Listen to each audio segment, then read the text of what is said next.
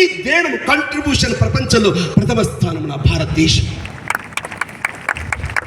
Corona సమయంలో 1,00,000 మంది అమెరికాలో చచ్చిపోతే, 3 లక్షల మంది చైనాలో చచ్చిపోతే, నా డాక్టర్స్, నా సైంటిస్టులు కష్టపడి సంపాదించి ఈ దేశంలో ఉండేటువంటి పరిశోధన చేసి కరోనా వ్యాక్సిన్ మందులు కనుగొని 100 దేశాలకు ఉచితంగా ఇచ్చిన దేశం నా భారతదేశం.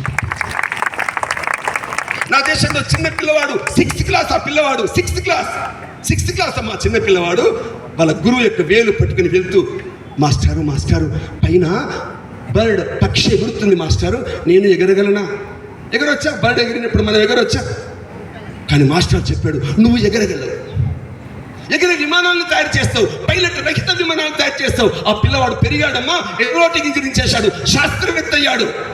పృథ్వీ, అగ్ని, ఆకాశ, నాగ, త్రిశూల, ప్రతిభ, ప్రహార్ లాంటి క్షిపణులు తయారు చేశాడు. 1998లో ప్రపంచంలో మిగతా దేశాలను నేను బెదిరిస్తుంటే, భయపెట్టిస్తుంటే అణుబాంబును కనుగొని ప్రపంచంలో 5 దేశాల వరుసలో నా భారత్ను నిలబెట్టినటువంటి అబ్దుల్ కలాం పుట్టిన దేశం నా భారతదేశం. అబ్దుల్ కలాం పుట్టిన దేశం నా భారతదేశం.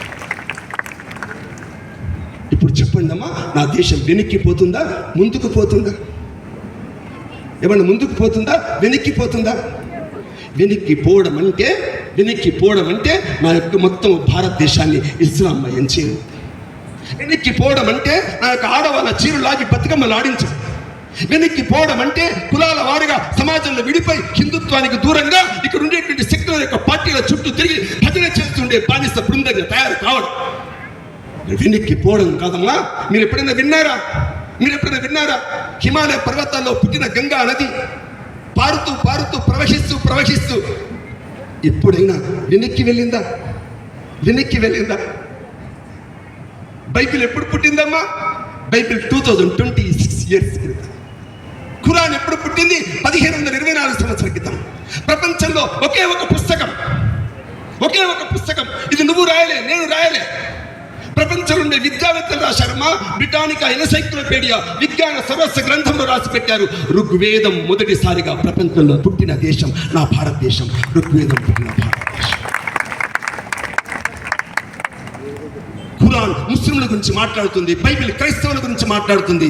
నా వేదం సంఘ చత్తం సంబద్ధం సంభో మనాంసి జానతాం. ప్రపంచంలో ఉండే ప్రజలారా అందరం భగవంతుని నుంచి వచ్చాం, చివరి భగవంతుని వద్దకు చేరాలన్నటువంటి ఒక సంకల్పంతో, ఒక ఉద్దేశంతో ప్రజలందరినీ కలిపి ఏకతా సూత్రంలో బంధించే వేదము పుట్టిన దేశం నా భారతదేశం. వేదము పుట్టిన దేశం భారతదేశం. ఇప్పుడు చెప్పండి అమ్మా, నేను హిందువుగా పుట్టినందుకు సిగ్గుపడాలా, గర్వపడాలా వద్దా? అంటే నా వేదాన్ని రక్షించాలి, సమాజంలో నా వేదాన్ని రక్షించాలి, నా ఉపనిషత్తుని రక్షించాలి. వేదాన్ని రక్షించడం కోసమే రాముడు పుట్టాడమ్మా ఈ దేశంలో. రాముడు కౌసల్య కడుపులో అక్కడే ఉండాలి, అయోధ్యలో. నడుస్తూ ఎక్కడికి వెళ్ళాడు? దక్షిణ భారతం అడవిలోకి వెళ్ళాడు. అడవిలో ఒక చిన్న పాప ఉంది. ఇందులో 13 ఏళ్ల పాప ఎవరు? 13 ఇయర్స్. ఎవరున్నారు? 13 ఇయర్స్. ఎవరు 13 ఇయర్స్? ఎవరు లేరా? 13 ఇయర్స్ అనా? అవునా?